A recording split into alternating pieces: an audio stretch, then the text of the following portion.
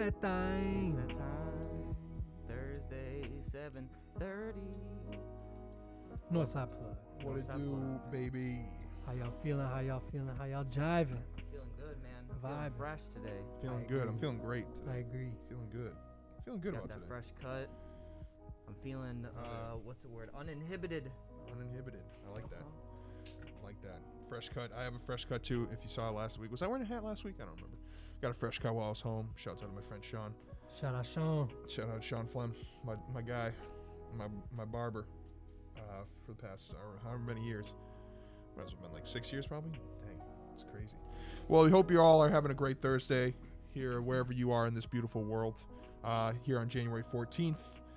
This is Northside Plugged here at Q4 Radio. Woo. As always, I'm Boss Dan. To my left, we got G Money G Note.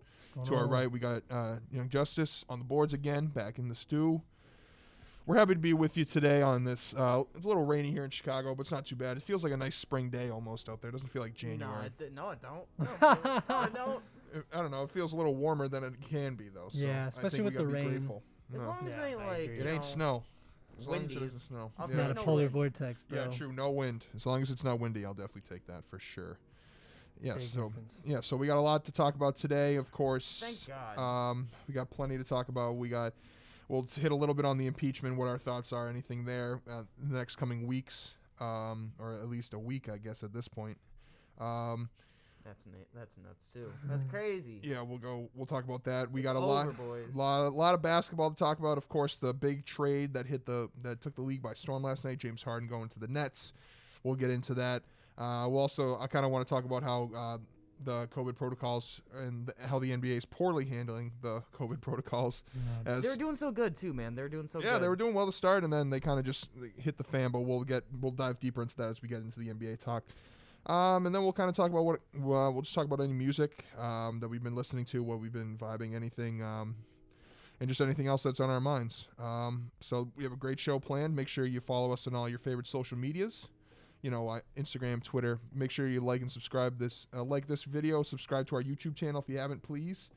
When we hit 100 subscribers, we're going to have a big surprise for you all. So once we get the 100 subscribers on YouTube, That's pretty close. something's in store. Yeah, we're at 75 right now. Nice. Looking pretty good right now. Thanks so for the love, y'all. Yeah, thanks for the love. We appreciate you all tuning in as always. Sorry, I just had a brain fart there for a second. So, yeah, make sure you follow us on all your favorite social medias. Make sure you follow Q4 as well. Look for Q4 Radio Chicago. I love the guys here, Urban and John, helping us out as always. Much love. And if you want to call in and chat, feel free to call the caller line. The number is 312-985-7834. Again, that's 312-985-7834. Or show a comment on the YouTube channel. Shouts out Shabar. Shabar, we love you too. Shout out Shabar. Shabar said he loves us, so we love you too, Shabar. Thanks for tuning in, my guy. Love you. Man. Love you, man. Hope to see you real soon here. Go Blurs. Go Blurs as we always. got our Blurs gear as on. always. Go Blurs. And I'll talk Blurs basketball again I'll make that like a little minute at some point in the show, because luckily with this season, the way that they play on weekends, I can just kind of review what the last two games over the last weekend were, so it'll work out nicely. Right. But yeah, so that'll be a good show for us. And like we said, make sure you like, subscribe, follow us on all our social medias. We really appreciate it, and we appreciate you guys tuning in as always to see what we have to say. All right. So, boys, let's get down to business. Let's hit these politics and talk about big guns. The big guns. Yeah, Let's whip it out. let's talk about the serious stuff first. And this is something we've been talking about for months. Yeah. It seems like months. Like, when is it going to happen? If it's going to happen, and if it happens, what's going to transpire? And boy, it was as messy as we would have probably expected. You know what I mean? Yeah. So last week, excuse me, Gino and I probably spent almost an hour talking about the events that happened at the Capitol on the 6th. We were just talking about what we thought about it, what our reactions were, kind of why these events, how these events transpired, why they transpired, why it was different from what we saw over the summer with Black Lives Matter, and kind of how it kind of all escalated so fast and what it kind of means for the future of our country. So yesterday, the House of Representatives got together again because Vice President Mike Pence wouldn't enact the 25th Amendment, which essentially would give him all the presidential duties because the president is unfit for leadership, which I don't know why he was even there in the first place, but that's besides here. That's neither here nor there.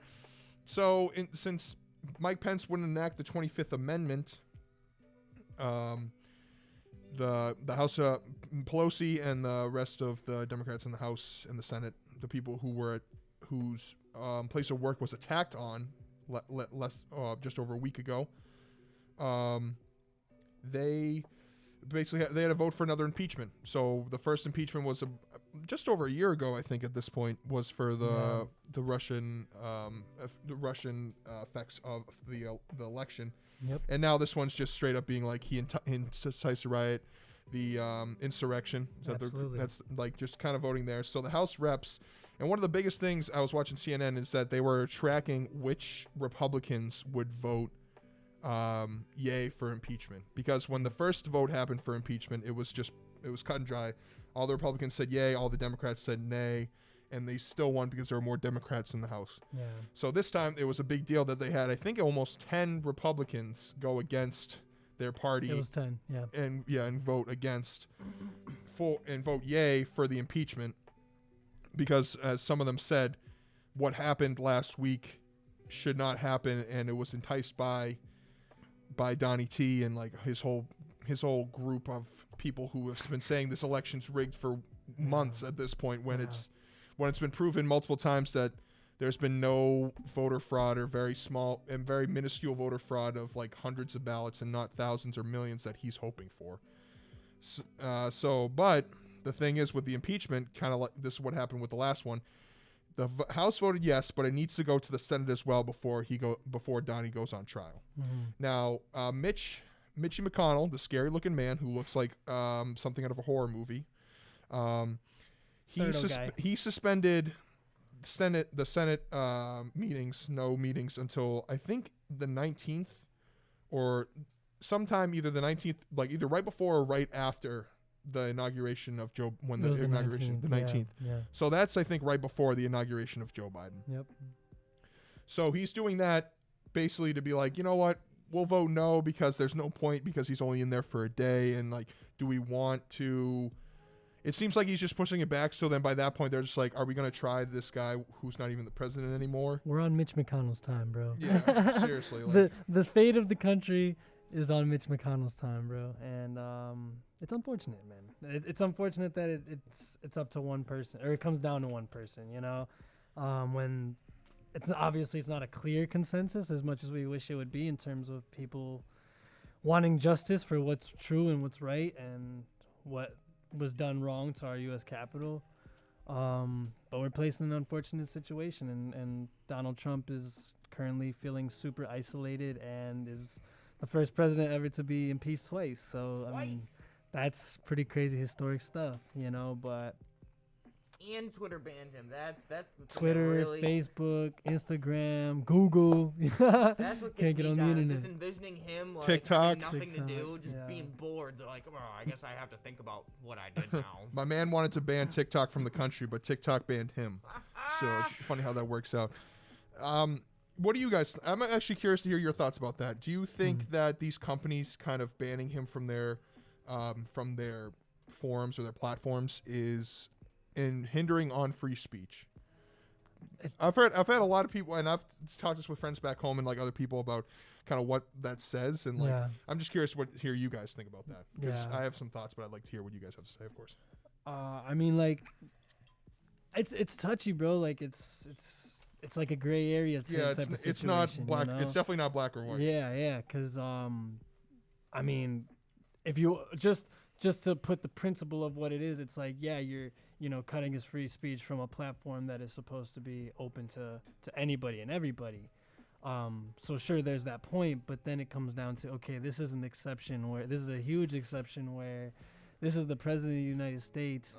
He has years and years of history on these accounts, especially Twitter, of building up that, historians now and in the future will see, wow, okay, this event led to that event, and that event led to this event. So then January 6, 2021, they stormed the U.S. Capitol. This all didn't just happen as a magic fairy tale and all these people just came and, it just happened. No, it was somehow, some way it was all pieced together. And that's just what time is going to tell how it was formulated. How it kind of keeps going and how it, if he goes back on the platforms. But yeah, I'm sorry. What are those next steps? I was going to circulate back to it. Ahead. No, you're good. Thank you for keeping me on track. I don't know, man, because so Twitter at this point has suspended him for good, for as long as they choose to. Yeah, Twitter, Facebook, and Instagram, I think I said that indefinitely suspended. Facebook and Instagram indefinitely,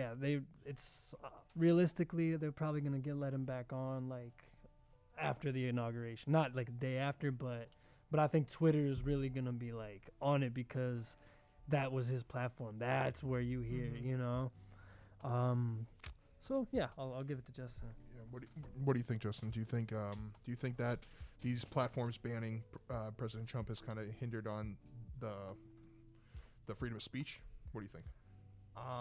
It's probably one of the most specific cases in American history. I mean, there've been less than 100 men to ever fill this position. So in this unique position, that person needs to be held specifically accountable for their words. Yeah. Especially when their words get broadcast directly to their followers. It's too powerful and too dangerous of a tool to not moderate in such a way that would allow for such types of incitement of violence to continue to propagate. So no, this doesn't bug me. And anyway, he can say whatever he wants when he's not president. I don't care. But when you have a job to do, you are constantly representing yourself and this country. as the image of this country, and not once has he really been able to, with pure and genuine intent, been able to step up to the plate and be the bigger man in any situation. So this should have happened much sooner. I feel like the fact that all of these business and corporate enterprises kind of giving him blacklisting him all at once is very condemning. I think that again, it should have happened sooner, but the only way for it to be as decisive as it is the fact that everybody's kind of canceling him at the same time.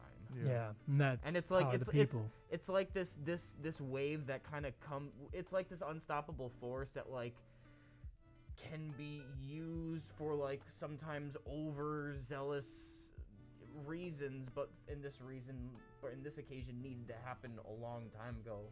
Where like, you know, the country comes together and cancels Donald Trump, and it's like if it only goes as far as to make sure that he doesn't hold office again, then I think that he needs to be impeached as soon as possible. Whether that takes weeks after Joe Biden becomes inaugurated. I feel like this specific it's kind of like what's McCarthyism, in the sense that like you give one man too much power to prosecute and not hold him accountable, and you put the entire country too much at risk. And I feel like we've learned our lesson. We've learned our Trump lesson, and we don't need... Have we though? That's the question. Have we really? Because what if, I'm sorry to cut you guys off, and Dan, I know you want to make your point. I just want to add to that, like, so, because I 100% agree with you, Justin. What if, you know, Twitter especially, after Joe Biden is inaugurated, Trump gets his platform back on Twitter, 75 million people voted for this man, bro, you know, and this is a television mogul per se. This is somebody that knows how to use television. Where's knows Hillary how to Clinton been? broadcast. You know what I mean? Like the past couple of years. She I kind of don't fell know. off. You know what I mean? I don't know about Hillary Clinton, but I'm just saying, like, saying, like, by comparison, someone who like ran a whole campaign based on votes. Yeah, but my point is, bro, this is Donald Trump. Donald Trump beat Hillary Clinton. Donald Trump he lost, but he got 75 million votes.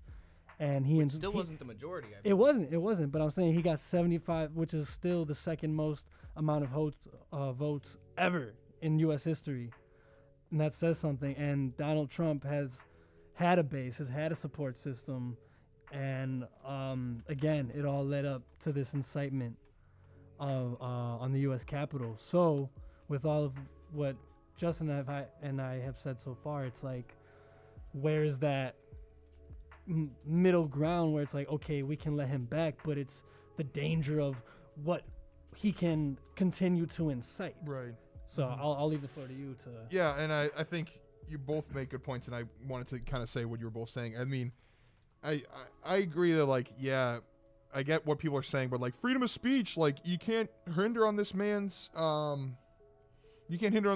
to speak. Well, after weeks and weeks of Twitter literally posting below, what this man is saying is not factually true. Yeah. Like, they literally, like, Twitter had to make a new, like, checks and balances system for this man because he kept saying false things on Twitter, and Twitter had to be like, no, he's not speaking the truth. Yeah. Like, you have to be aware that, like, this man is straight up lying to you. So, like, after all the things that happened and eventually what led up to the 6th and all those events, after he was, like, ready to do this thing and, like, what he was saying to those people, Yeah. I mean, I think it was long overdue to get this man off social media. No Like, doubt. does he deserve to be banned on it for life? That's up for debate. Right. But does he deserve to be off of the platform as long as he's still the president of the United States of America? Absolutely. Yeah. Because all he did was just egg on his believers and his followers and his cult followers who just take his words as gospel. I think that if he does not get impeached and he has the ability to hold office again, I think he should be banned from Twitter for life. Mm-hmm. If he is and he does not have the ability to hold office, I say do whatever he wants. Alex Jones has a huge following. You know what I mean? It doesn't mean that. Yeah. You know what I mean? Yeah. There's certain like caveats to it. You know what I mean? Like if you eliminate the possibility of, you know what I mean, the whole foundation of the country is based around free speech, and if he does not have if he can't hold office, period, if he can't even be a mayor, you know what I mean? Like I don't care. Like he can shout heresy and blasphemy from the top of the mountains for all I care with the biggest megaphone. Someone will shut him up eventually. Yeah, we just gotta hope that the Senate can kind of come together and realize that this impeachment needs to happen, just so he can't run for federal office again. And because everyone has, I have this weird gut feeling, and I feel like a lot of people have this feeling that like this man's gonna come back in 2024 and try to run again, because like why wouldn't he? Like he has all the money, he like has the following. Like, like would he run under his own party? Maybe, because I could see the Republicans being like, "Nah, dude, like we're done with you. Like we realize you're not actually a good person." But like, if that would happen, I don't know. So I really hope that the Senate can kind of figure it out and like. Can I add to that point before of course, real quick? Of course. Bro, like that's 4 years in the future too. This man is already like super mentally unstable as it is. Like, imagine where he could be there. You know. Yeah, absolutely. So. Yeah. Let's go to some of our comments. Some people had some. Shouts out Emily and Cold for saying what's up. Appreciate you guys for tuning in as always. Cooper said, "Go Blurs." Thanks, Coop. Go Blurs. Murph says, "Has Facebook banned Hitler? Really makes you question Zuck's morals." That's a tough one. It's history. That is history. So I don't know. Would. I'm not gonna ban history. Yeah, you can't ban history, I guess. Coop has a couple of comments. I love Coop coming in. He said, "Has Jack banned Coney yet?" I don't know, but he should have banned Coney a long time ago. Coney 2012, never forget. Why hasn't Base God been checked in on during all this time? Where is he? Little B? It's a good Anyone point. know where Lil B is? I hope he's making mixtapes, bro. Lil B follows me on Twitter, bro. No way? Send him a DM. Ask him what he's been up to. Coop, we're going to check on Lil B for you. He seems like the type of dude who would show hella love. Bro, this man on Twitter be posting some funny stuff, bro. Follow that man, Lil B on Twitter, and you'll get all your answers. That Here. made my day, G-Money. Thank you, Base God, for tuning in. Hey, if you're tuning in. Base God for blessing. Shout out Lil B, the Base God on Twitter. That's exactly how it's spelled. Oh my God, he does follow this man. That's awesome. Got the proof right here. That's so funny. Coop had some points that actually kind of relate to what we were talking about now, not just like kind of just jokes. He said, when you said 75 million people voted for this man, he said Cooper is a poli-sci major, so I think when he says things, I kind of take his word for it, because he seems like a guy who knows what he's talking about, because like politics sometimes is just right over my head. He said 75 million peeps voted for the Republican Party, not necessarily Trump, which I get, and like there are some people who, because I feel like there's the Trumpies who like would literally live and die by what Trump says and like drink his urine if they ask him to. And then there are people who are just like party over person. Oh, no doubt. So agree, like 100%. because they're like, I wouldn't vote for those dang liberals. Yeah. Those dang liberal, like just like they just go out like, I can't vote for a liberal. I gotta go for this Republican guy, and like that's just how it is. So I kind of agree with him there, but like I agree as well. But still, there is a large majority or like a large group of those people that if he ran in the Republican Party, the Libertarian Party, the You Fired Party, like this man would still get millions of votes because people are stupid. And how do you spot a Trump fan? You ask him to smile. Wow. Ooh, that's a good one. And then Coop said this relating to Trump as well. He said Deutsche Bank has stated they're refusing to do business with him.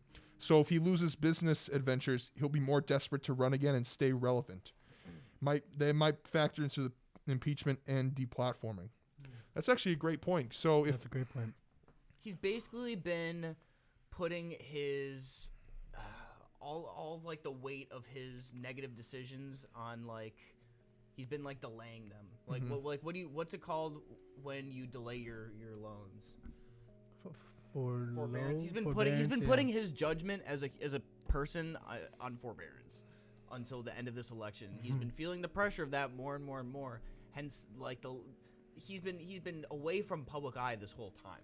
Yeah. Like damn near the whole time. And his desperation comes from him realizing that the only way that he's he's never going to be able to continue to do the things that he's been doing for the past 4 years. Yeah. If he wants to do anything close to where he was doing before the presidency, he still needs the presidency and the following of the Republican Party. Yeah. Because everything that he is going to do from here on out is going to be twice as exposed and just more looked upon, just because of the ways in which he has affected this country as president. No doubt. And 3, I still just don't think that he's capable of processing certain basic human emotions that I don't know. Well, that's been proven. I mean, yeah, like That's straight up, it's proven, been yeah. proven. But like, there's no upward curve from here, and No. you're gonna see it more and more through the Republicans just kind of like turning their back on him. And you see it's clear as day now.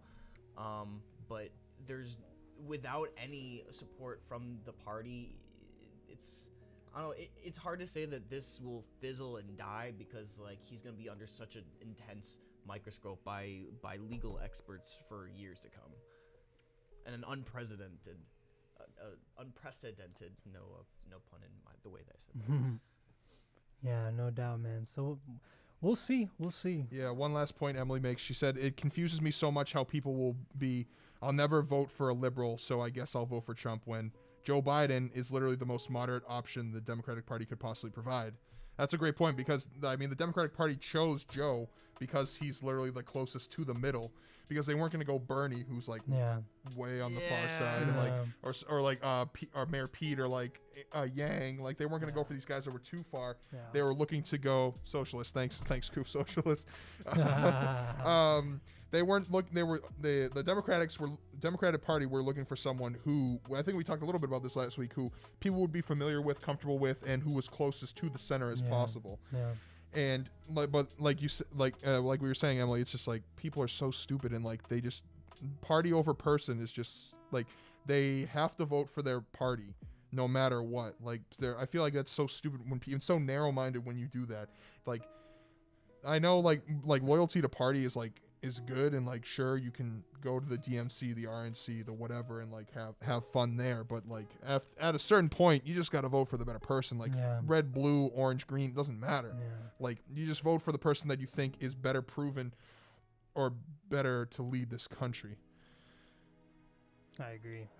But there's some people that are just, they stick to what they know, and they stick to they just may have deep loyalty to that, and when it gets to a point when you have somebody like this in office, it puts them in a strange position. And we're seeing that in the House. We're seeing that in the Senate. You know,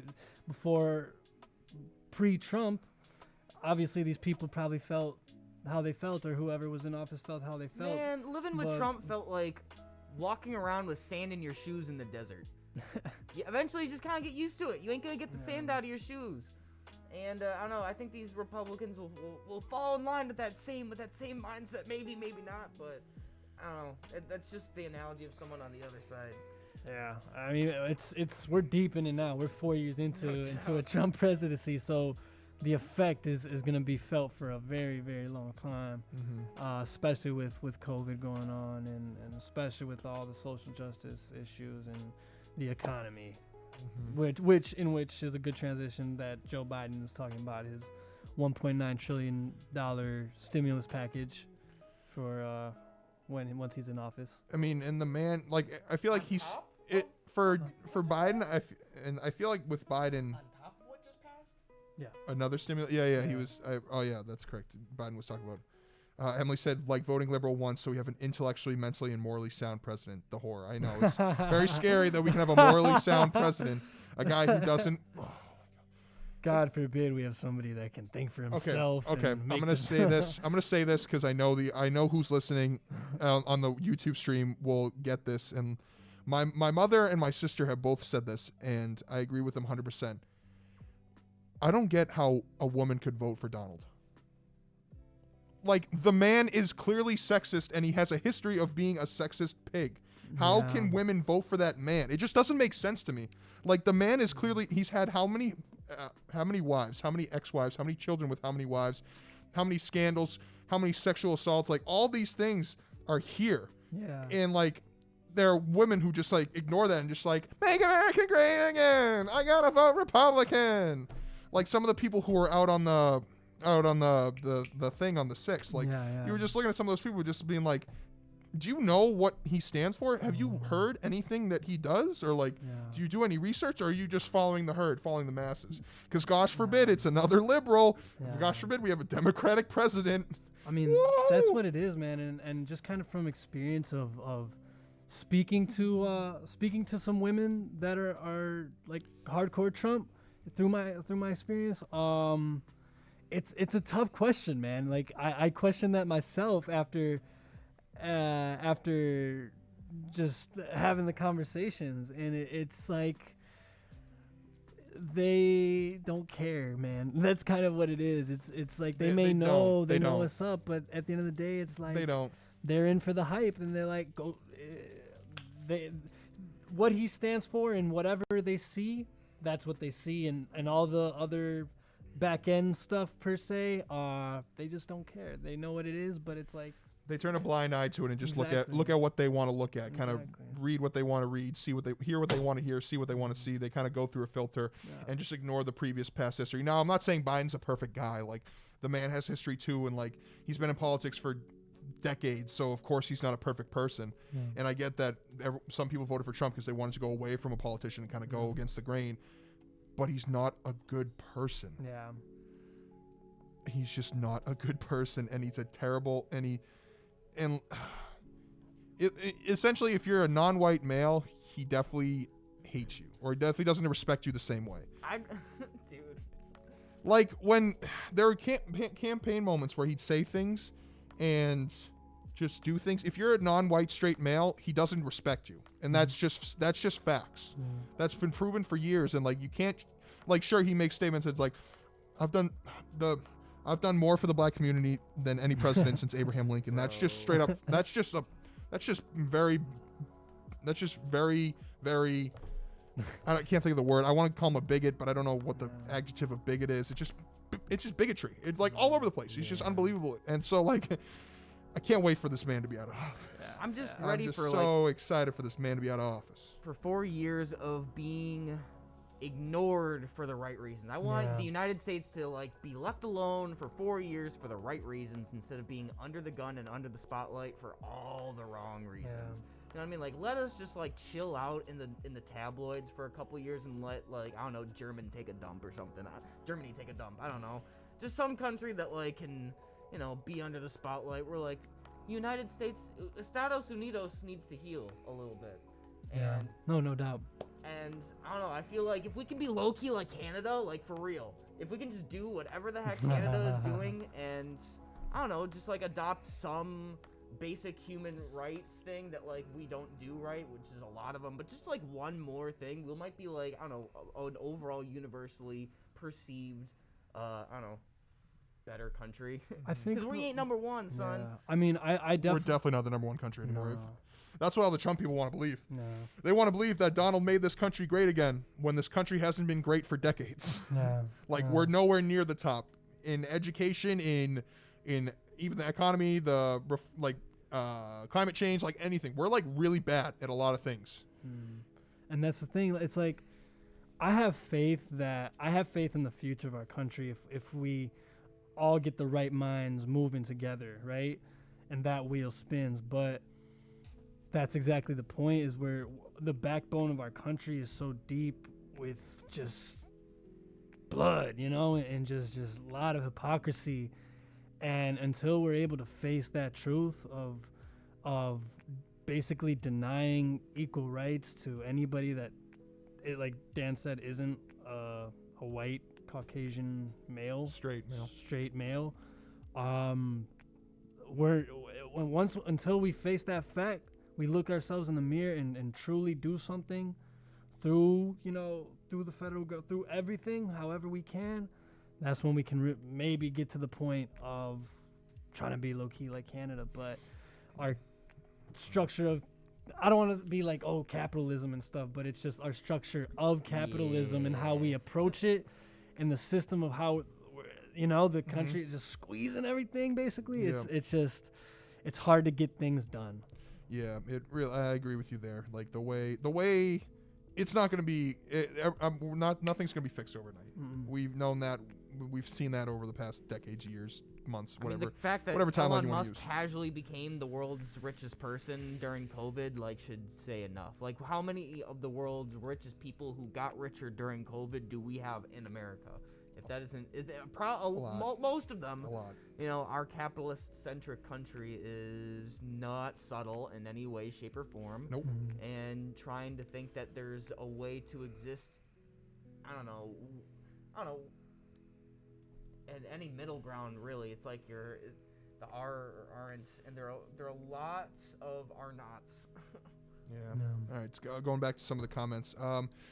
Murph said USA is good at Olympic basketball, though. Coop said women's soccer is number 1. You're right. Athletics, we tend to do fine in. Yeah, well, that's complete. Yeah, that's. Like athletics, I think we're fine in. 2021, we going ham. Like, yeah, the 2021 Summer Olympics, the U.S. will be at the top, but like every country will just be looking at us.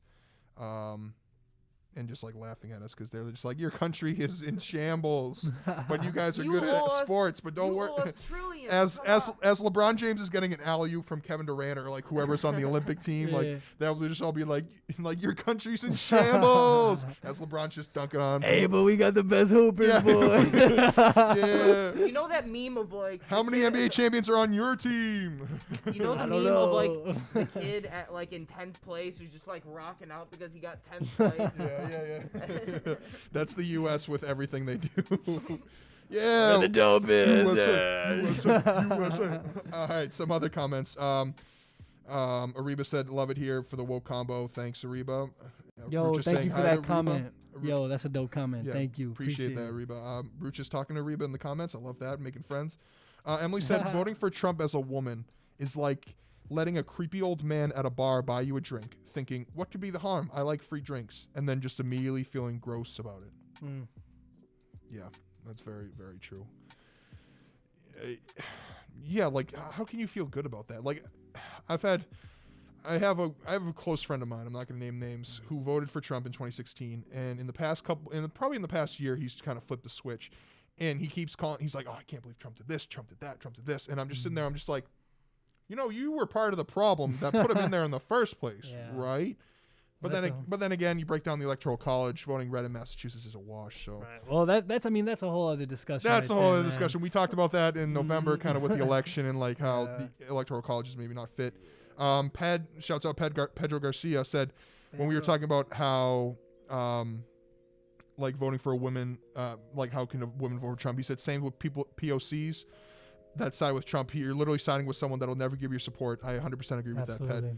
I meant to bring that up when I said women. Thank you for commenting on that because I agree exactly. If you're not a white straight male who's rich, Trump doesn't care about you, or he doesn't really want to. He doesn't honestly really care about you. No. And two more funny ones. Hi everyone saying hello in the comments.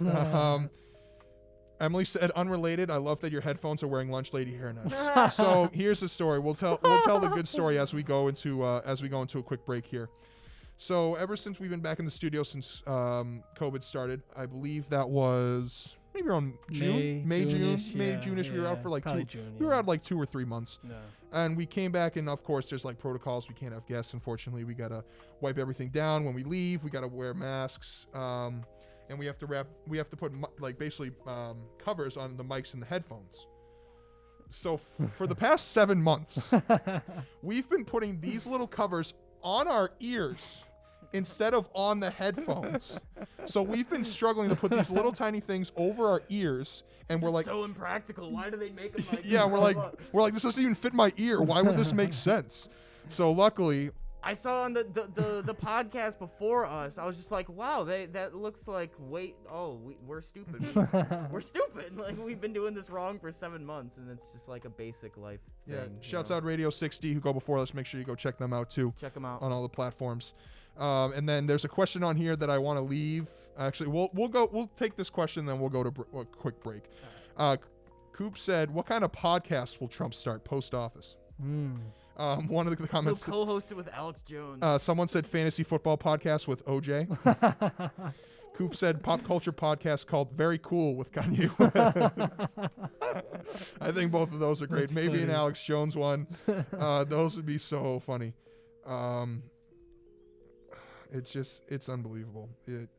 We'll see. That's must-see TV, I guess. Right? Yeah, whatever he does post-election, it will catch the eyes of whoever wants to see it, for sure. Shabar said companies have no shirt, no shoes, no shirt, no service signs, and we all comply. Why is a social media company different? Companies can deny anyone's service. That's a perfect point. I agree with that. Sure, these platforms are meant to kind of get out your speech, but if you don't follow their rules, you can't stay on there. Exactly. And if you keep lying and entice a riot of a federal U.S. building, then yeah, maybe you should take a break for social media for a while. Thank you for bringing that up, Shabar. I think that's a great point. It's the same thing if like if people were just allowed to go and spew any racist bull crap just on the streets, right? It's like, no, there's got to be laws against that. You know, you can't. No, it's unacceptable.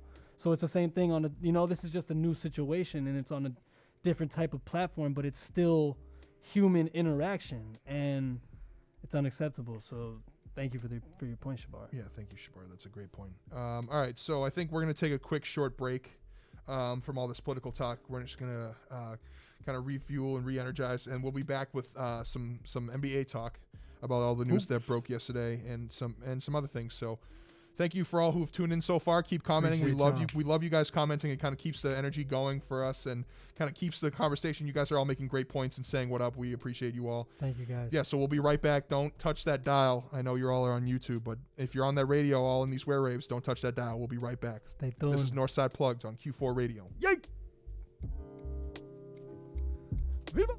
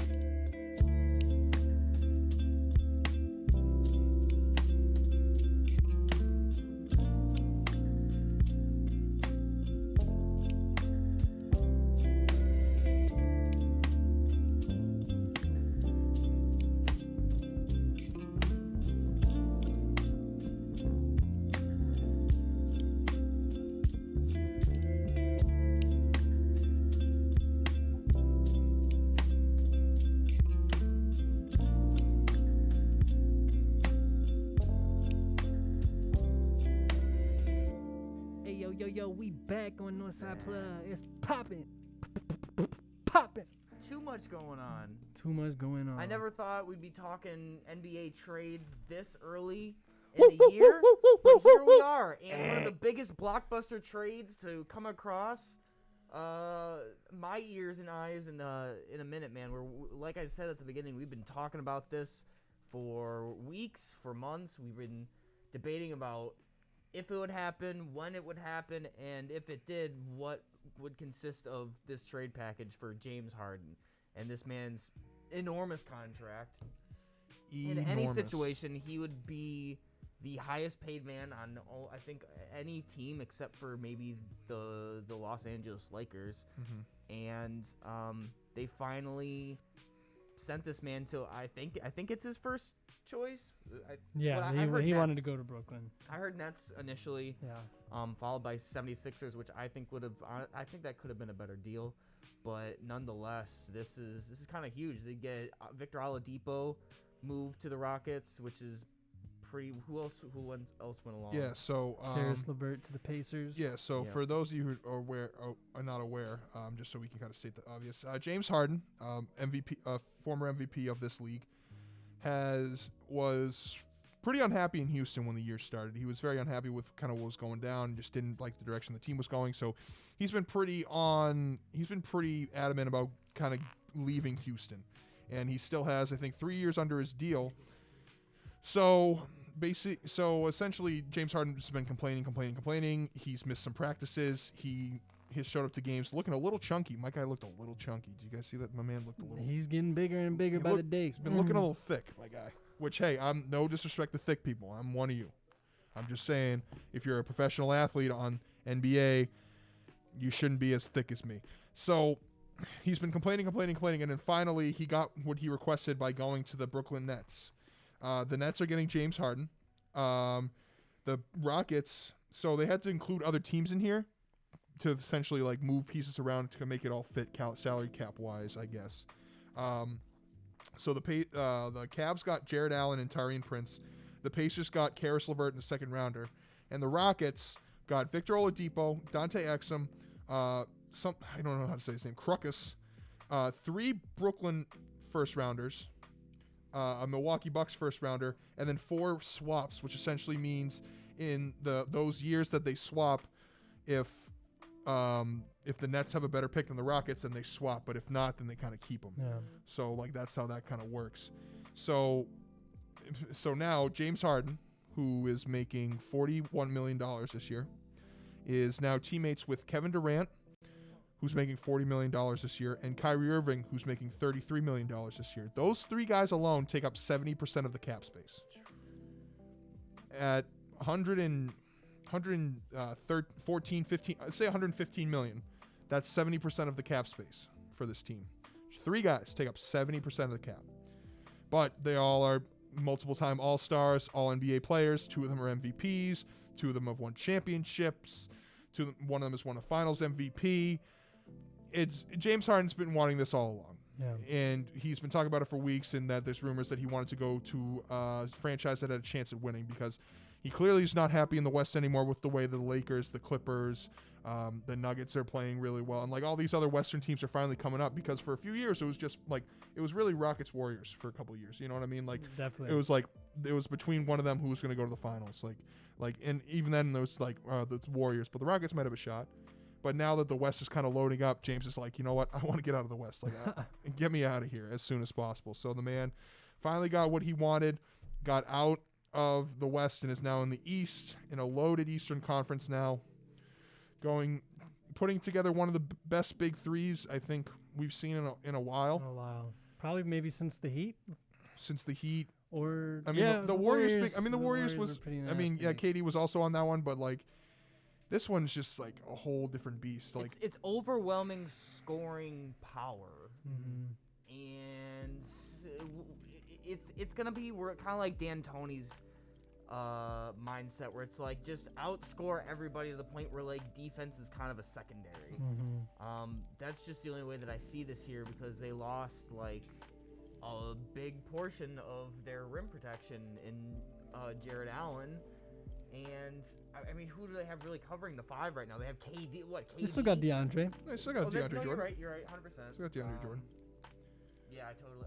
So their starters would probably be Kyrie, Harden, Joe Harris, KD, and DeAndre Jordan. But then their bench is either like kind of depleted. Yeah, like Dinwiddie got an injury, is season-ending injury, like, and then like from there it's like kind of short. Like they have Landry Shamet, Jeff Green, who's 34. Wow, I thought he was much older. He's than that. solid though. Yeah, Jeff Green's a good bench bench piece. But like, and it's amazing how much money they had to swallow for this. Like they had to take 7 from Jared Allen. They had to take money from other people. Like, and there's still money guaranteed. Like these like James Harden's not a free agent next year. He has like at least 2 more years remaining on this deal.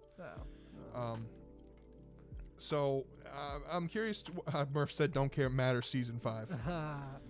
I love your optimism, Murph, but I don't know if I feel as confident in that anymore. Yikes. So, do you guys think that superstars being able to go together like this is good or bad for the NBA? I mean, I think it's just continuing the cycle that we've seen for the past decade, ever since really when your Celtics kind of started it in a different way than it's been through past teams. But Paul Pierce was on the Celtics and then basically recruited KG and Ray Allen and created that initial big 3 that then led to the Heat and, like you said, the Celtics, and the Warriors and the Rockets and so on and so forth. It's gonna be interesting, man. This is crazy because I think losing Jared Allen was huge. Yeah. I think that was huge. That's a huge loss, but you still have 3 superstars now, and hopefully, in terms of a Nets perspective, Kyrie, this is motivation for Kyrie to come back and let's hoop, and seeing that big 3. I mean, my question is, bro, how's it gonna work?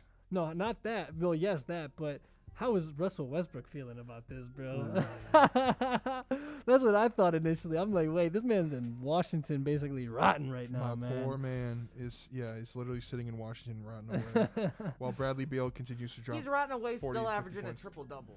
Yeah, but they ain't winning, and that's what matters. Yeah, that's my point. It's like he's still getting his triple-double, you know what I mean, at like 32 years of age, but like he's not in a winning, he's not with a winning unit right now. He's not going to win a championship, is he? And no, I mean that's kind of the sad truth of it. Like his stats are gonna be stacked. He's gonna kind of like overtake this like can do it all point guard position like that Oscar Robertson or Magic Jordan kind of had. Yeah. I don't know, and there are only so many of these pairings that you can have. You gotta understand, and I'm sure you guys do clearly, but people need to understand that there are only so many of these superstars in the world. You know what I mean? Like there are like maybe 10 or 15 of like these superstars that you could possibly mix and match in the world, and more than 50% of those pairings are impossible. Yeah. So the fact that they even pulled this off, like just the fact that it has the opportunity to like happen, and like whether it succeeds or fails is beyond speculation. And there's still like 60 games. Yeah, there's a lot of time. There's a lot of time. They just got snipers, man. They got snipers, bro. Like 3 straight ups. Like I don't know if we've seen anything like this before.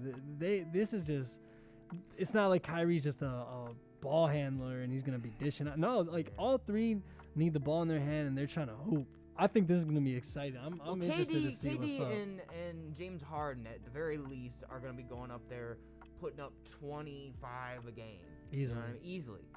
That I'm not worried about. How Kyrie processes this and deals with this is what's going to turn them from championship contender to championship guaranteed. So, and it's just as simple as that.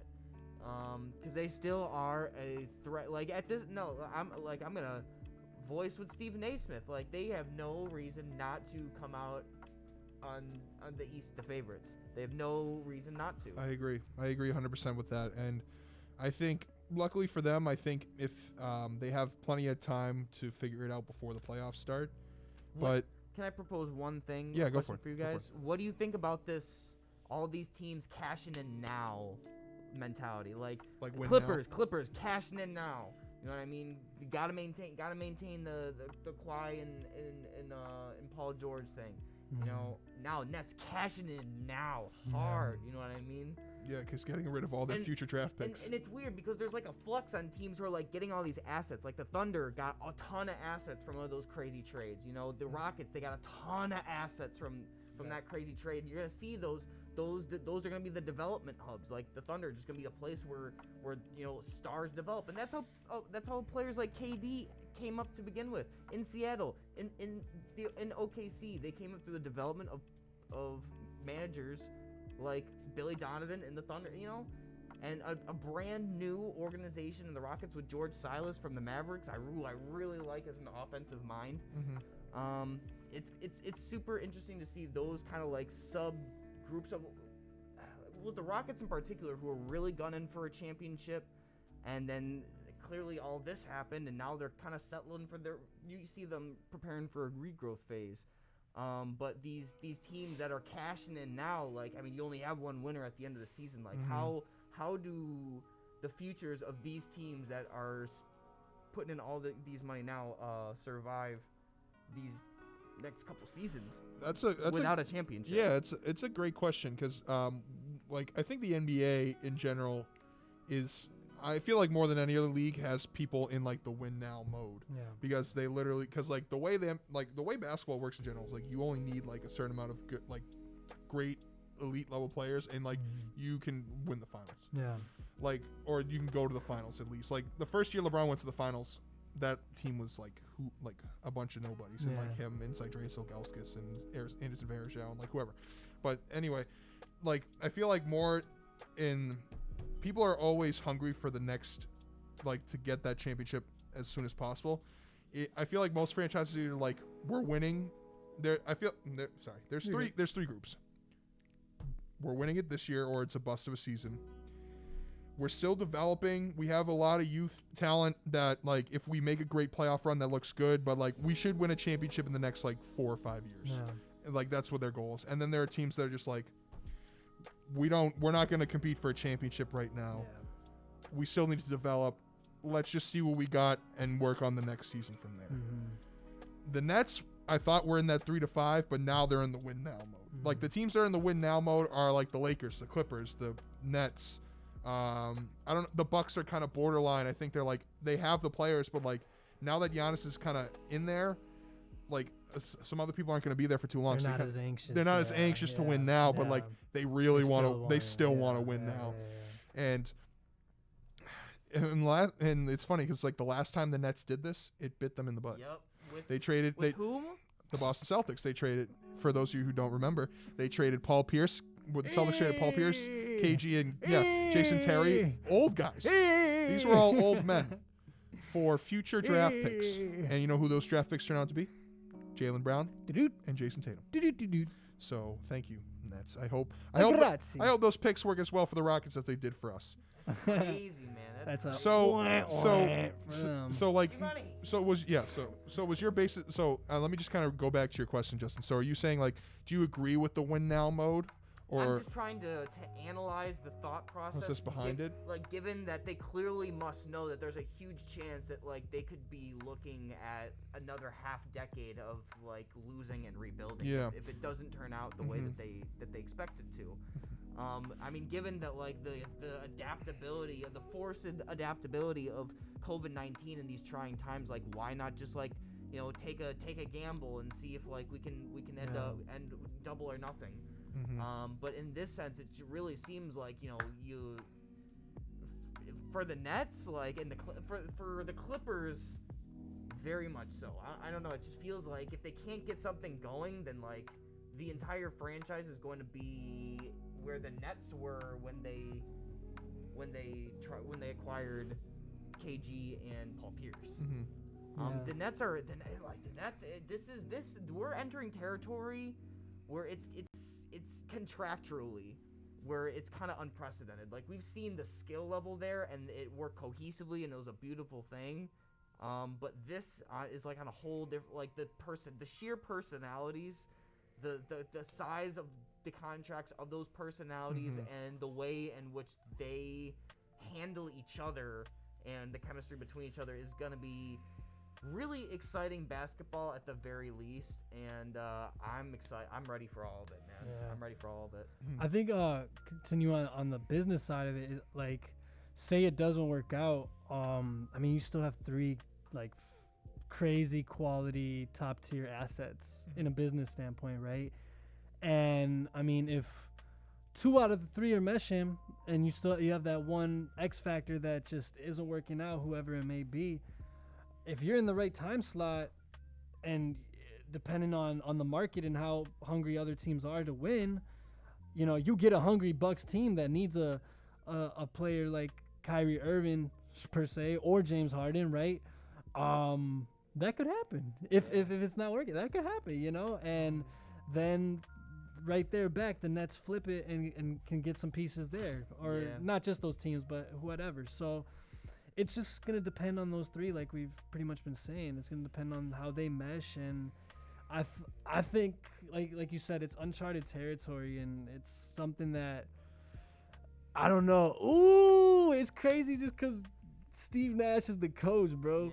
And you got D'Antoni Amari as your... You got an MVP coaching goodness. MVPs. Come on, man. Like, they going to be running and gunning. Imagine the 7-second less with these 3. I mean, you have these 3 on the floor. And you have D'Antoni. And you have D'Antoni, you know, and it's just like you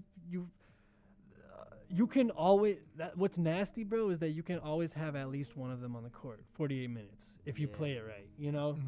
Which I think they should, honestly. I feel The question is, who's going to be the second and third option? KD is clearly number 1. Like, baseline, Kevin Durant is the first option and should always be in this situation. like scoring option. It should be James Harden. For number 2? Yeah. Do you agree? Wait. You said... Do you feel... Like scoring options. Like, who's going to be the second and who's going to be the If third it's- option? KD should be number 1. Obviously. James Harden 2. Kyrie number 3. Do you feel like his... Joe Harris number 4. Do you feel like prior to that game where James Harden went off and kind of forced that trade, do you feel like Kyrie Irving knew about this incoming trade and the increasing likeliness of him having to take that third option role? Ooh, that's a great question. Kyrie is such a mysterious man in general. Yeah, though. dude. It's like until he gets back on the court. We don't really know. And I feel like for him at this point in his career, especially with what we've seen over the past couple of days of him just like not showing up and thinking that this big, which like, no, I'm all for him like doing what needs to be done, and like his teammates and the staff have clearly said that like they understand what he needs to get done, just like, sorry, I lost my train of thought for a second. We're discussing the chemistry. Oh, Kyrie Irving. Sorry, thank you. So what we've seen from Kyrie Irving in the next couple of days is like the last few days is clearly like basketball is not priority number 1 on his mind right now, and like that's fine. Like I understand that there's bigger issues to deal with than basketball right now. Clearly, we just spent 45 minutes talking about our government before we even talked about basketball, which is what we usually lead off with. Yeah. So, and Kyrie, and like I feel like as he's gotten older and after he's won a championship, he's kind of just realized that like I only want to win championships. I don't care about scoring titles. I don't care about all-star games. I don't care about this. I don't care about that. I think he's just in it for the titles now. So I think he will. Optimistically, I think that he can accept that third role, and I think he'll be fine with accepting that third role because he knows he can give it to KD and James Harden, who can drop 40 on any given night. And sure, he can drop 40 on every given night, but at the same, like, he can't do it with as easily as the other 2 can. But he will be a great facilitator, and I think if we kind of get James off the ball a little bit more and let Kyrie kind of work that offense, I think I think that's how it's going to work. Yeah, you have him as a spot-up shooter more. Yeah, it's more of a spot-up than just the ISO basketball, because that's not going to fly with KD and Kyrie. No way. Leave all the ISO basketball for KD. Man, I'm kind of interested to see some pick and roll sets with Harden and KD. Some like pick and pop sets. I think Steve Nash is going to have a fun time kind of playing X's and O's with those 3 and kind of figuring out the best way for them to kind of move forward in that. But before we kind of get off this topic, and Emily, that's a great question. That'll kind of tie into what we want to talk about next. Before we jump into that comment, I honestly think the Rockets won the trade. I agree. I think the Rockets won the trade. I I'm going to be Yeah, I You agree. give Victor Oladipo all those picks. 8 draft picks. 8 picks. Victor Oladipo. Who else did they get? Dante Exum, who whatever. That's a decent pickup. I mean, Exum's a good pickup for sure, but like it's not like at the same level as like as he's a Oladipo. defensive-minded guy, yeah. Kind of, sort of. I mean, he could score the bucket. He could Like- defend a little bit. I don't know if Nothing too I don't know crazy. if I'm just saying that because of what happened the last time the Nets did a trade this big. But then again, the Nets were trading for like 30, 34, 35-year-old vets and like literally trading away their whole future for these old guys in a win now mentality. Whereas the Nets right now, they have these guys for this year, next year. They have a player option in 2022, 2023. Which they could all take and stay with the team. Will that work at that point? Who knows the way the money's going to work and any of that way. But I think the Rockets starting 5 is like pretty decent at what it's at now. It's nice. It's yeah. John Wall, Victor Oladipo, Christian Wood, who's been playing really well, Really good. PJ Tucker, and Boogie. Like that's a nasty. great starting 5. It's nasty.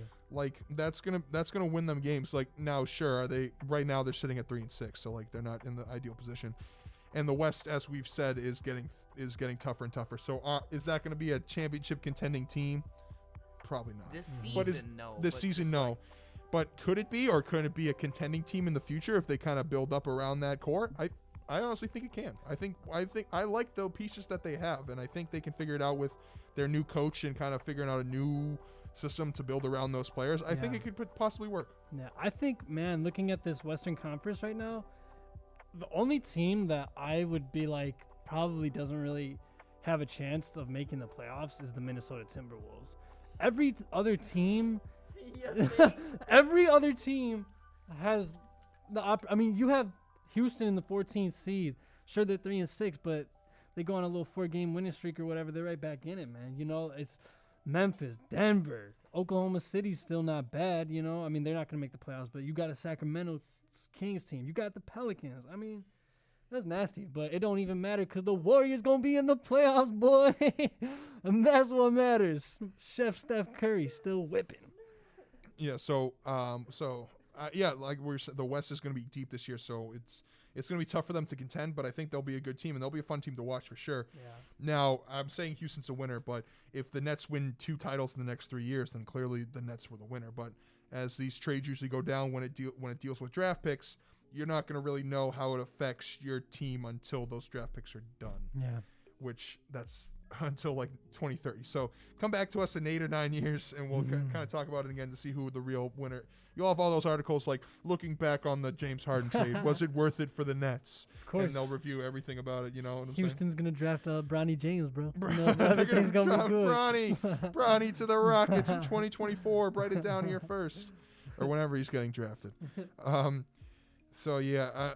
Let's hit that comment. Yeah, so this ties in to what we're saying. Shouts out to Tilio, AJ for tuning in. We appreciate it. DJ Young Socks said, Whoa. KD and Harden all the way, baby. Nets 2021. Young Sock, I think you have the same mindset as kind of everyone does now. It's like they got to win now, or it's going to be a loss of a season. Them against the Lakers in the finals. What do you think LeBron's reaction was when he found out that they were stacking up against him in the East? Did He you don't see care. Some Yeah, guy. he's gonna say that. One of these guys on Twitter or on YouTube made a video of his reaction. It's so funny. It's so funny. I'll have to share it with you, G, if you didn't see it yet. It's just like so funny. He's like, I'm 36, man. I'm 36, and they're still building against me. He's just like so mad. That's a really funny video, but we'll have to look that up.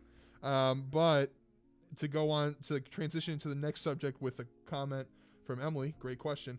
She said, I'm useless for this part of the convo. Emily, you're never useless. This is a great comment that we need. Thoughts on how COVID will affect the NBA long term? So I don't know if you asked this knowing, Emily, but this is a great question because we talked about this before. NBA games have been canceling games left and right. Like the Celtics haven't played a game in a week because they've had 3 games canceled because they can't put enough guys on the floor. And these games count, you know what I mean? Like you can have a player out because of contact tracing for 2 or 3 days, just for contact tracing, and have 2 or 3 games go on that apply to that actual official season. So it's a very tricky and especially highly regulated thing where it's different from the bubble where they previously were, where it was contained in one location. You got players traveling all across the country now. Granted, these are in empty stadiums minus Houston, but are there any other places that are allowing fans inside other than Houston? I don't think they're supposed to be because it's enclosed. Like I understand football teams doing it because it's an outdoor space, but I don't get teams that do it when it's when it's a dome, like when it's a stadium. I just don't think that's smart because, like you said, like the playoff bubble worked because they were literally in a bubble. Yeah. Like they did not leave the Orlando area unless you were leaving like for good, or you had something and then you had to quarantine to come back, or you were out of the playoffs. Yeah, they had protocols like if you're coming back into the bubble, you have to isolate for these amount of days and then you can come in, yada yada yada. Now that they have teams just flying around all willy-nilly to wherever, it's definitely not gonna go down as smooth. And the players are living their lives. They do what they're gonna do. Yeah, like we got James Harden got 2 weeks ago. James Harden got in trouble for going to a club event without a mask on. Kyrie Irving got put on blast for not wearing a mask at a family event. If the Suns get lined up the way that they did last season, then right before the bubble, if we get bubble Suns, if they get treated the way. Bubble Suns. Suns are gonna be decent, man. They're hooping right now. But watch out for the Suns. 6 Suns players. I just hope they can. With all this stuff going on and it's just really tough for me to see them continuing at this pace, because how are they going to make up all these games? Because they already have a tight enough schedule as it is, trying to fit in 70 games in a 5 or 6 month span at this point. Yeah, I just don't know how you make up these games and try to fit them all in, and because it's probably gonna get worse. I don't see it getting better with the way that everything's. Yeah, as long as it's getting worse in the country, it's gonna get worse in the NBA. And approaching Emily's question in a different manner, again, she said thoughts on how COVID will affect the NBA long term. We got to think about health wise as well too, and how COVID is gonna affect all these players that have already gotten it, how it's going to affect their lungs, how it's going to affect their endurance over time. Are we going to see a shorter span on career longevity due to maybe half of the NBA players, all NBA players per se, right, getting COVID? Who knows? And it's like the NBA and all these leagues really, it's just hard because everything is just a representation of our country, man. It's jacked up, dude. There's just no organization, bro. And when there is kind of organization, it's just everybody's doing their own thing. It's a free for all, So it's like these kids I'm watching. You can exactly. You can regulate it as much as you want, but at the end of the day, those kids are gonna do what they want, And it's just finding that way to. I'm not saying NBA players are kids, but it is a good analogy, You got to find ways just to pretty much entice these players to just stick with the program, and it's we all not just NBA players, we all want to do what we want to do, and we all want to live our lives and whatever, and that's obvious. Obviously they have more money to play with and they have more whatever, they're a little more free per se, not really, but you get what I'm saying. Yeah, man, we'll see. Hopefully it doesn't affect them negatively. Yeah, because there have been reports of it affecting it, having it affect people long term. Now, these are professional athletes, so clearly their bodies are in tip-top shape, and they can afford whatever health care or whatever health solution that is available to them. So it might not be super long term, but there are cases that I know Von Miller for the Denver Broncos when he first got it in May of last year, and when camps were starting up in August, he said I still can't breathe right, my lungs are still kind of messed up. Yeah. So there are clearly long-term effects, and what I think of when I think of long-term is just scheduling, because normally your NBA season ends in June, you have the draft in July, or you have the draft in June, you have the draft at the end of June, you have summer league in July, camp starts up in August, or camp starts up in September, and then the season begins in October. Yeah. We just started at the end of December. I feel like we won't be, depending on how long this lasts, if our country can wake up and, like, wear a mask around wherever you go. Wear a mask. Wear a mask darn it. wherever you are. It's not that hard. If people wear masks, then hopefully by, I don't know about the 2021-2022 season, but I think that hopefully, optimistically, the 2022-2023 season should be back to normal in terms of scheduling wise. Jeez, we hope. And hopefully by then we can have fans, because I know all the leagues, not just the NBA, it's the MLB, it's the NFL, it's the NHL, it's whoever else. They're all losing money because they can't have fans in the stands, or they have minimal fans in the stands, and ticket revenue can provide a huge source of income for a lot of these teams. So a lot of these teams have resorted to doing more advertising. Like the NHL broadcasts are putting advertisements on the ice now, literally around the blue line. Last night I saw a Dunkin' advertisement. I was like, I don't think that's on the ice. So I think for the advertisers, for the companies out there, they're licking their lips, looking at different ways they can kind of get their brand associated with a team now that they can cover the stands in big banners that have their team names, or do virtual events with like the team, or like, I don't know. Yeah. I just think that I don't think the NBA is going to really be back to normal at least until the 2022-2023 season. I don't think we're going to see any sort of normal sports season until 2022. One thing I will say though about the whole thing is that these camera angles just universally are so good. Yeah. Like you can like the foul calls are, there's so much less of a debate because there's so much more footage on like a second per second basis. On an officiating standpoint, from an entertainment standpoint, from an editorial standpoint, it leads for just better presentation of the sport of basketball and sports in general. And if they can find a way to integrate this this heightens quality of video presentation for these sports with the re-implementation of fans, I feel like the sport and the sports industry will come out so much stronger because of it. Like, just seriously, the camera work alone, it on top of like some of the most fun basketball that you could probably see right now. Yeah. The most what is it called? The untethered basketball, where the fans aren't swaying the players' ability to do their thing. If there were no announcers, it'd be a lot. I feel like it'd be a lot like high school basketball.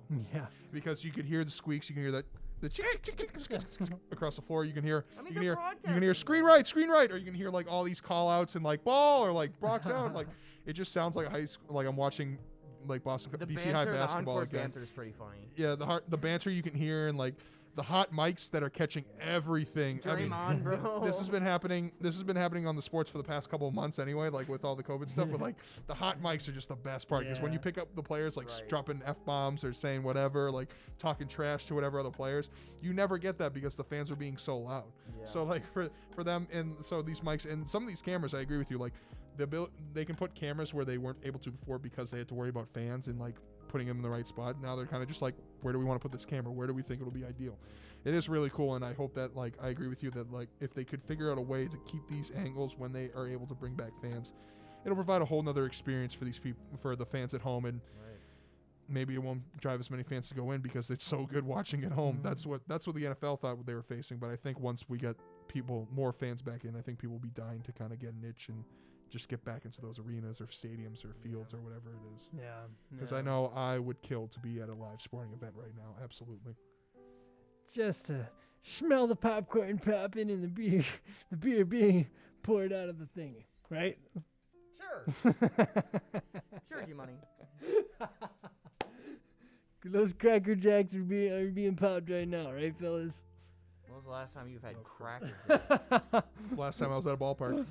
I've never had Cracker Jacks. You never had Cracker Jacks? How do they taste? Dude, it's just caramel corn. Okay. That's all it is.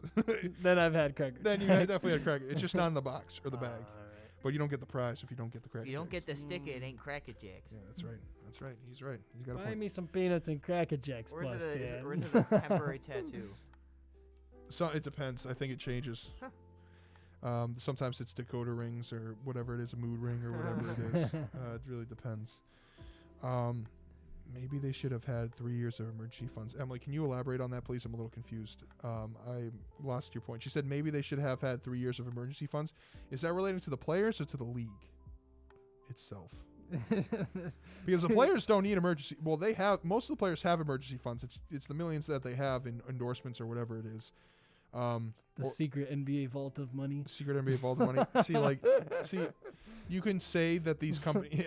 Oh, okay. Now I get it. Now these companies don't need emergency funds. Like these billion dollar teams and these multi-billion-dollar leagues, they don't need emergency funds. They'll find their money wherever they need to. They can. Thanks, Donnie, for that PPP loan. Really helps. Yeah. They can find money wherever they need to. These teams don't need to worry about emergency funds. Their owners are worth billions of dollars. Like they don't need to worry about emergency funds at all. I get your point now, Emily. Thank you. Files for a PPP loan. Oh my gosh, that'd be funny someday. Can I transition into something, because you made a great point, bro. Speaking of corporations, we don't have to go too deep into it, but this is a great transition real quick. Is this about the YMCA? Yeah, the Hires YMCA. I knew you wanted. I wanted to make sure you got a moment to talk about this. No, I appreciate that. So Dan just said a very valid point in terms of corporations, and basically right now what's going on is the High Ridge YMCA, that is a staple community center for the up north Rogers Park, Westridge area. Is closing down on January 22nd. And unfortunately, the Metro Y isn't supporting or even talking to the community or anything to even try to attempt to keep it open. So in terms of corporations, the Y is comfortable, more than comfortable. They're making the right investments. They have money in their vault, per se, right?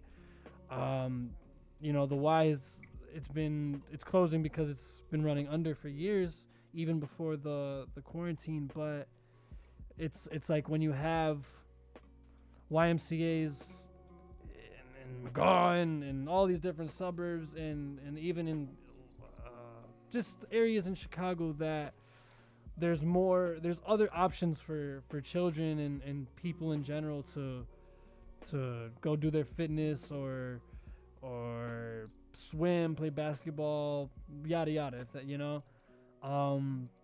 they're taking away something that is going to affect a lot of people in the future. And just speaking personally from someone that grew up at that YMCA, I know, had I not had that and meeting so probably at least half of the guests that have been on Northside Plug, I've met from the Y somehow, some way. That just shows there would be no Northside Plug without the High Ridge YMCA. Just because that was the first sense of community that myself and so many people, I feel like, were able to get outside of their prospective small neighborhoods. It's like, yo, we have the hub, we have the Y to link up and meet up. So it's just sad when you have corporations like the YMCA or just all over the country shutting down so many different places and shutting out so many different people that are in need of resources, in need of help. It just really provokes the question of like who cares about the people, man? Who cares about the people that aren't, like Dan said, white, middle-aged, Caucasian men? It's unfortunate and sad, and it's hard to watch something that affects so many people just deteriorate before your eyes. Yeah, especially something that's affected your life closely and personally. I mean, I don't know how many, like you touched on it, I don't know how many guests we've had that said like we used to hoop at the Y. Like we've even hooped at that Y exactly. one time. Like we've even been to the Y. Like we just know, like it's just sad to see like these companies kind of.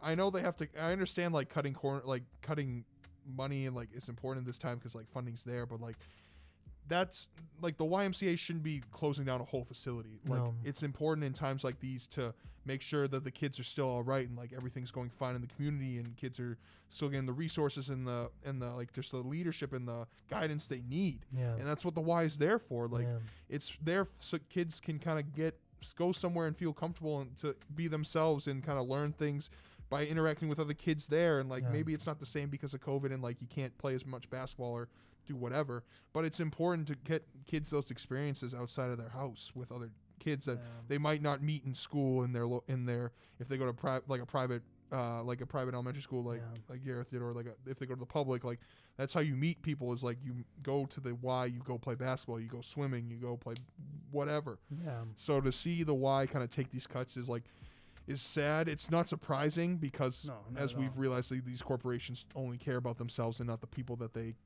provide for.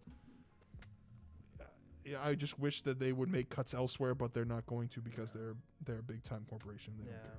And it's just on the other side of it in moving forward, whether the High Ridge is able to stay open or not, it leads up to kind of like, all right, us as millennials and us as the next generation, we have to really start stepping up, whether it's in our communities, whether it's wherever, the people that we're around, whoever we're affected by, whoever we affect, we really have to start stepping up, everybody. And it's just this process is showing me that it's like you have to go and do uncomfortable things to get your voice heard.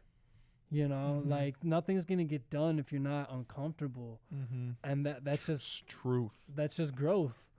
Like I don't like being in situations that I don't want to be in, but especially as like an adult and just speaking as a man, and I think all three of us can attest to this. It's just like, as a man, you got to do what you got to do. If you feel like it's a priority, but just in general, like if you believe in something and you feel like it's a priority, why not act upon it?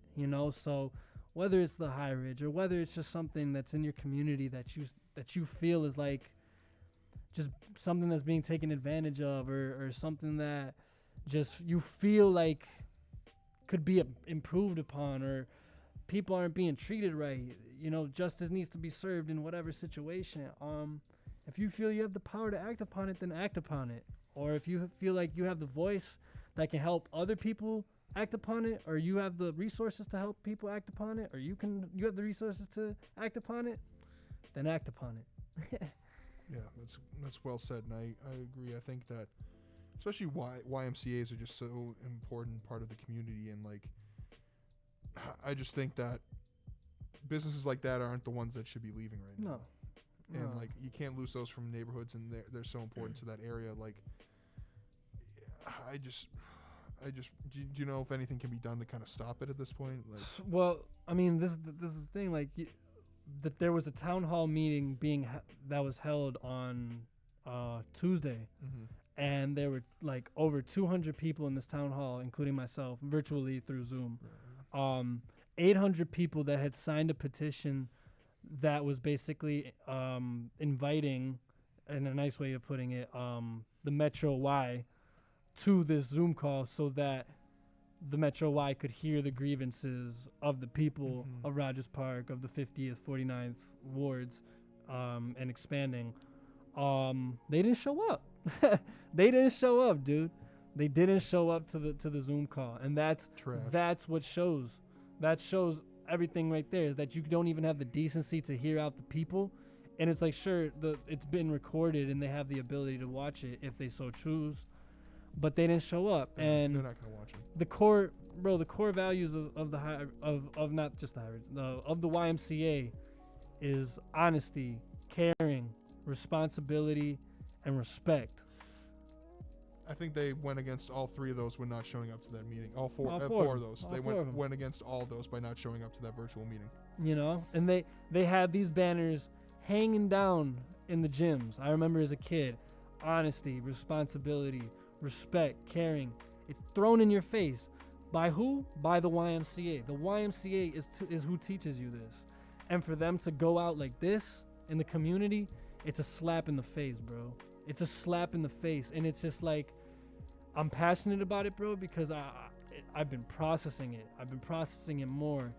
And it's like, we get so passionate about what's going on in our federal government, as we should, and everything. But then when it's happening literally like something that's pretty much been your whole life, and you know how it's affected so many people, you've experienced it in different times, it's just, you really get to understand how impactful it is to so many people, and the how detrimental it is that we're losing it, and how it's only one case. That's the problem. It's only one case in the world, but in this country, in this city, you know, where think about the South Side, think about the West Side, how many spaces have probably been foreclosed during this quarantine. East Side, the whole city, you know. There's so many people that are struggling right now, and the rich are getting richer and the poor are getting poorer. And there's a global pandemic, and our federal government at this moment right now isn't doing really much about it. You know, $600, that's, you know, thank you, but more needs to be done. And, you know, we're almost there. We're almost there. Where progress is right on the horizon. Vaccines are being sent out and people are being vaccinated. Well, that's another thing. It's like there's people that are having bad. I'm not saying they're turning into, like, I'm not gonna promote that, and you know I'm not gonna joke around about that. But it's just like I have been hearing and seeing from people, like people that I know that who've gotten the vaccine, that they're having like weird effects from it. You know, I don't know exactly what they are, but it's just, that's another thing. It's just like people are getting these vaccines and we're still too early. You know? Yeah. I think with the way, I don't know, going back to kind of how the why is, it's just, that's very disrespectful that they didn't even show up to that meeting to hear people out about what effects it had on the community. I mean, maybe did they avoid it because their decision was already made and they're not going to change it? Maybe, but it's still, you still got to hear the people out and hear what they have to say. Like, sure, decision can be made, but you can like hear what they have to say, and like maybe you might be turned. It just seems very weird and rude of them to not do that at all. But man, I hope for the best for all those people, Gareth, and all the people up in Rogers Park who are affected by the YMCA closing. I think appreciate you. That sucks. And Sunday, 1 to 3 p.m. There's gonna be like a gathering on Western and Tui to basically, it's not like a protest, but at the same time, it's just gonna be like save the Y type of thing. Save the Y. Come on out, have your voice heard, help the community. There might be reporters there, like ABC, whatever.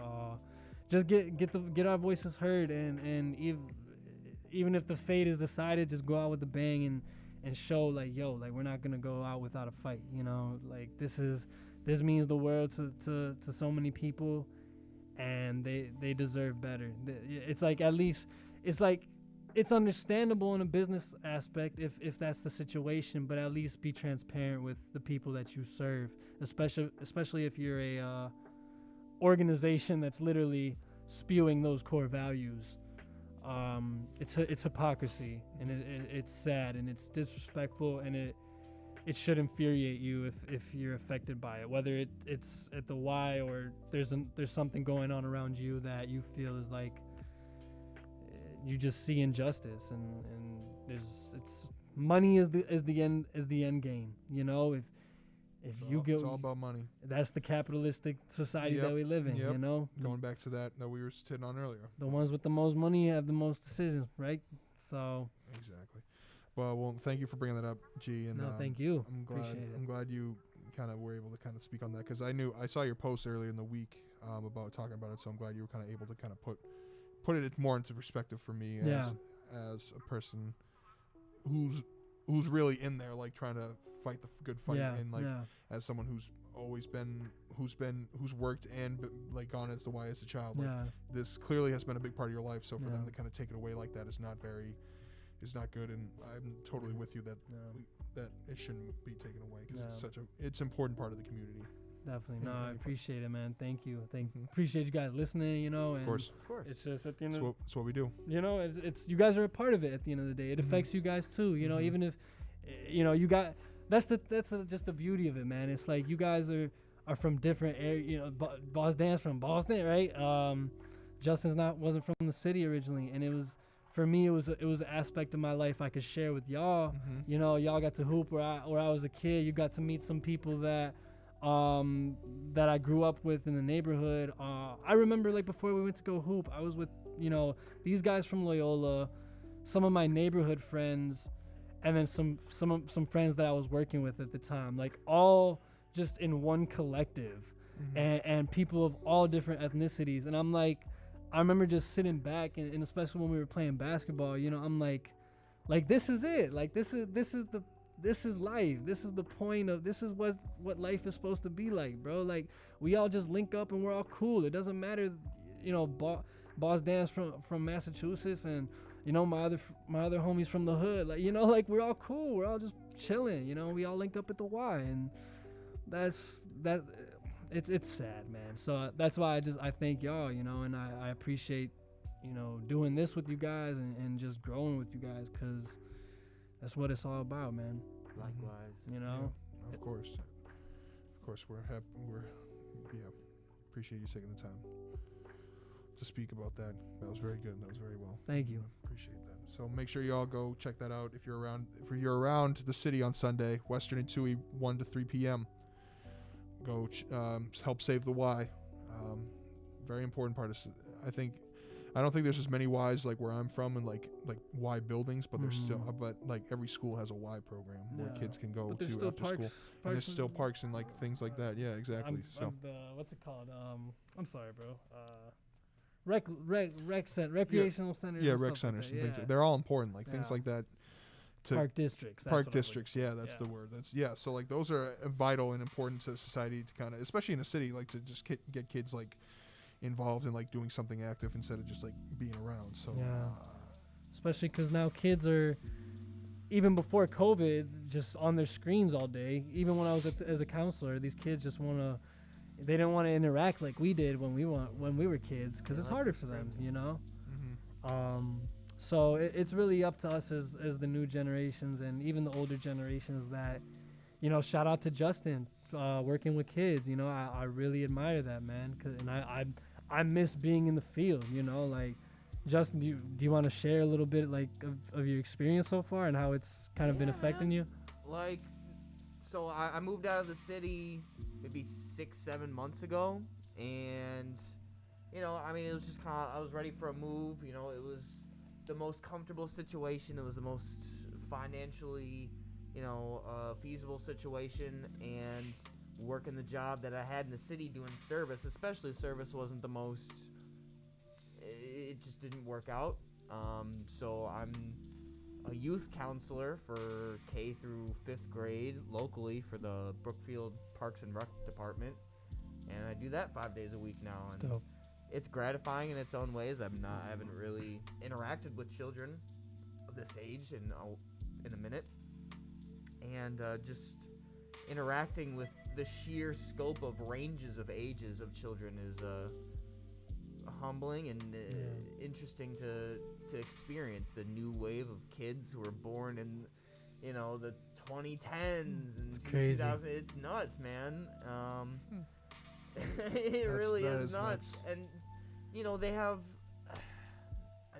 I don't want to sound like the middle-aged people who talked this way when I was that age, but it's like a quarter-life crisis, man. Oh, it definitely is, bro. Like, you just kind of sit back and you're like, I remember when it was like these back in these days, you know, like these. It's like I have my words carry like weight, like a tattoo on these kids. You know what I mean? Oh, no doubt. They're soaking in everything, man. And they know what's up. You know what I mean? And I'm not gonna BS any of them. You know, I'm not gonna hold any of their hands. Like, if they have a question and they want to, you know, discuss, and they're looking for an answer and they genuinely need my help, I have all the patience in the world for a child like that. But when it comes to the development of their habits and their character, I don't play with that. I'm stern. I'm learning to be stern and fair and patient all at the same time. Yeah. And that's the balance. You know. Yeah. That's all about finding that balance with kids, because I haven't really interacted with kids much recently, but I know like they'll take what you say word for word. Yeah. As like bond. They'll believe everything you say if you tell it to them with a straight face. Like, Dan, kids would love you, bro. kids would, because you're such a just dominating force, man. Kids would absolutely gravitate, and you're so just humble, bro. Like your energy, man. Like if you were to ever work with kids, bro, they would adore you, dude. Like I could tell you right now, man. It would be a lot of fun. I'd have to, going back to my teaching roots that my parents and my siblings do. So Yeah, it's not where I wanted to go, but hey, who knows? I mean, I'm all in for the future at this point. I'm all in for anything. I mean, I think definitely in the future. I don't know how but just throwing it out there, I feel like we can definitely get in the avenue of somehow, some way, getting Northside Plugged involved in the community where we can, maybe work with the youth, work with the youth somehow, some way. I would like that. Like come springtime, once I get a couple coaching programs under my belt and I have the flexibility to be able to have say into what programs I would personally like to develop and coach, I've already talked about doing like a 3-on-3 league and getting like volunteer coaches for that type of thing. I feel like I want to do programs where like I see your kids running like for endurance camp. I want to be like parents coming to me like, I see kids running around all the time. It's like on workouts that I set for my kids, blah blah blah. And it's weird like to refer to them as like my kids. It's they do become your kids though. They definitely become. Like you might turn the music down a little bit. I'm sorry. You just build a special bond with these kids after a while, and they really look up to you. If you're the right role model, and you know how to engage with them, the balance that Justin just said.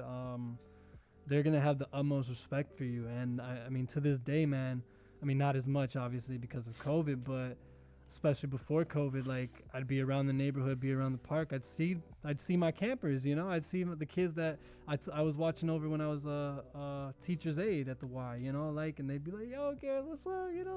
I'd play basketball with these kids after, it's building a relationship with people in your community. And I think that's the thing, like whether it's in the suburbs, whether it's in the city, finding a balance of maybe both of that and really getting communities involved with each other, we got a long ways to go, and we got to get through this COVID first, but the sky's the limit, and we just got to really work towards what we feel we can do moving forward. And that's for all of you listeners at home, kind of use this as some food for thought in whatever it is your life is and your situation.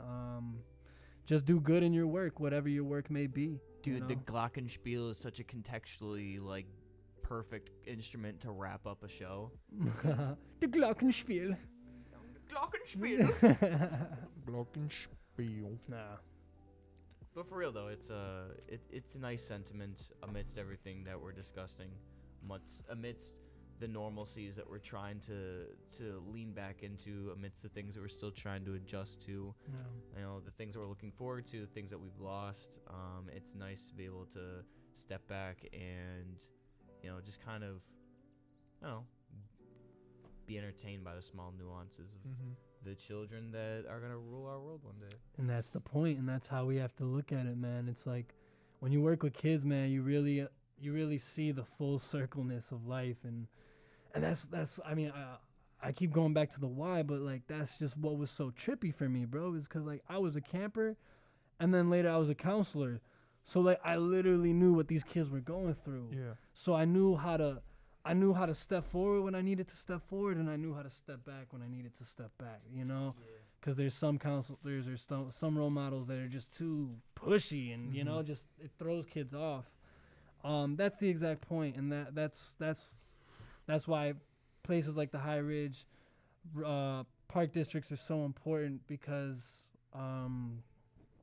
kids are just given the ability to grow. And if we're not right now looking towards these children and towards the future, we're just going to be living in the same loop of what we're living in now. We could just be breeding the next Donald Trump for all we know. It's just no, we have to act now. And I know we're in a hole. I know we're in deep, and it feels like we're in deep, right? But it's just it's not over. It's just beginning. We're young, and it's negativity is all around us is the best way to put it. But all the more reason to internally really drive positivity in whatever direction you can. We got the power, dude. One step at a time. Yeah, it's gonna be up to the future generations to kind of mold it. Us, the kids. So mold the kids the way that you want the world to be, and that's the best way you can do that is helping them out at the wire, interacting with kids as much as you can, because they are our future and they're just as important as we are. Yeah, sure. In the future of whatever, of this country, of this world, of everything. Yeah. So, but I think this election, bro, the fact that Joe Biden was elected, man, I think that in itself is like, I mean, again, we know that Joe Biden isn't the perfect candidate, but the fact that 81 million plus people were able to get that man in office, and more importantly, get Trump out of office, I think that's a testament to what we're saying. It's like, yeah, you can be in a deep hole, but if you get enough people and you have enough hope and you believe in something strong enough, hopefully the good will prevail. And sure, man.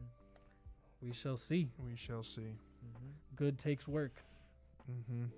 If it's worth doing, it's probably not easy. Yep. The hardest things, the best things are usually the hardest things. Yep. So definitely stuff to keep. Yeah, I hope you all make a positive impact as much as you can each and every day. Just being That's all we mindful ask. of those things, and keeping ourselves aware of those things, and we'll reconcile next time around, next Thursday. 100%. Yeah, absolutely. That was a great. Anyone? Oh, Ramblers are on ESPN2 and ESPN this weekend, so make sure you tune in. Saturday, 5 o'clock on ESPN2. Sunday, 3 o'clock on ESPN. So make sure you tune in, and I'll be talking about those more next week for sure. Blurs, go Blurs. And playoff football. Quick predictions: Packers, Bills. I'm gonna go Browns. The Browns aren't gonna win, but I'm gonna say the Browns are gonna win. And the Bucks. How you feeling about Tom Brady, man? How's he doing? He looks good, man. Yeah. I mean, he's still Tom Brady. He's still the GOAT. I'm happy that he's. We said this months ago, but I'm happy he's happy. I'm happy that he's happy. I'm happy that my man's happy. That's a loyal Patriots fan right there. I'm happy that he's happy. I'm excited for the rebuild. I hope we get a quarterback in the draft. Yeah. I was curious, bro. I had seen earlier Urban Meyer is going to the Jaguars. What's your take on that? Urban Meyer. So it's funny. Every time Urban Meyer leaves a coaching job, he says he's not going to end up coaching again. He says and he always does. I think this is his first NFL job, so it's going to be a little different. But he's going to get Trevor Lawrence, the first overall pick. Ooh, he's going to have. A great point. He's going to have multiple. He's going to have another first-round pick, 2 second-round picks, a crap ton of cap space. So they're kind of letting Urban Meyer. They're kind of giving Urban Meyer the situation, being like, create this team how you want, and we trust you. Yeah. So are they going to win the Super Bowl next year? No. Will they have a good contending team in the next couple of years? Absolutely. Nice. So I think, I actually think it's a good hire. I'm curious to see how Urban does in an NFL setting, but I think with the ability for him to kind of create the team the way he wants instead of just kind of being given a team, it could be really good or it could go really bad. But I think optimistically, I think it's going to work out because they're going to have plenty of talent, and Urban Meyer's a good enough coach where it should work out in the future. I could see them. I don't know if they can win a Super Bowl. Like, who knows? In the 5 years, football can change so much. Sure. But I think they can contend for a Super Bowl within the next 5 years. Hopefully. We'll see how We'll see how Urban Meyer kind of handles this offseason, because this offseason is going to be the determining factor. Because they're going to take Trevor one. What other positions they're going to fill? Are they going to be able to get in those bigger free agents to kind of come in and fill the voids that they need? Yeah. So I guess I think it's a good hire. I don't really like Urban Meyer. He's kind of a weird dude, but I think it's going to work out for them. If it doesn't, then it's the players. I don't know, but I think it should work out. And apparently, it's worth a lot of money to get him out of retirement. It's like over $10 million a year for the man. So I hope it's worth it. They're committed. They are committed. They're committing to Urban Meyer and to Trevor Lawrence being a package. So we'll see how that goes in the future. But they're in a tough division too with the Titans, and the Colts aren't bad. The Texans should be good. And the Titans are good, so it's going to be a tough division. But I think they're going to have it. They should be up there as one of the top teams in the next couple of years. I hope. If not, then Urban Meyer's going to get the can. Hit the can. Hit the road, Jack. Hit the About to road. come back now. Hit No, the no, road. no, no, no, no, hit the road. Drake. Hit the road, About to come Urban. back now. Oh, no, no, no. I'm trying to see if I can find how many years it is, but I don't think it's been announced how many years he's been hired yet. So, but We shall see. we shall see. We shall see. Exactly. Well, yeah, that's all pretty much I have to talk about. You guys have any last minute thoughts? Any last questions? No, I just want to thank everybody and want to thank our 3 viewers that are still sticking with us. That's Yeah, shouts out to y'all still with us. We super- appreciate you all. super Appreciate all the people coming in the comments today, making our conversation better by chatting in and saying what you wanted to say. We appreciate that as 100%. always. Make sure you subscribe to our YouTube channel if you haven't. Follow us on all your favorite social medias. Oh, excuse me. It was like a burp. Excuse It was like a you. burp and a hiccup at the same time. Holy Nice, jeez. Great. That was disgusting. Great. So, Boing. Oh, what yeah, I happened hope to you the all have a bell? great weekend. If you can make it to Western and Tui on Yeah. Sunday 1 to 3, please make it. Hires YMCA. Be safe out there. Stay Please stay be safe. safe out there. Stay healthy. Wear a mask. Enjoy some sports this weekend. Enjoy as much company as you can, and stay safe, y'all. Thank you all for tuning in. Appreciate y'all. Another episode of Northside Plugged on Q4 Radio. We will be back next week, next Thursday. Love you guys. Love you guys. And we cannot grow without you guys. So we appreciate you guys for tuning in. Again, as Boss Dan said, thank you for engaging with us during this show because it's super appreciative and yeah, it makes our life easier. Yeah, appreciate you all. Thank you so much. Much love. Love you guys.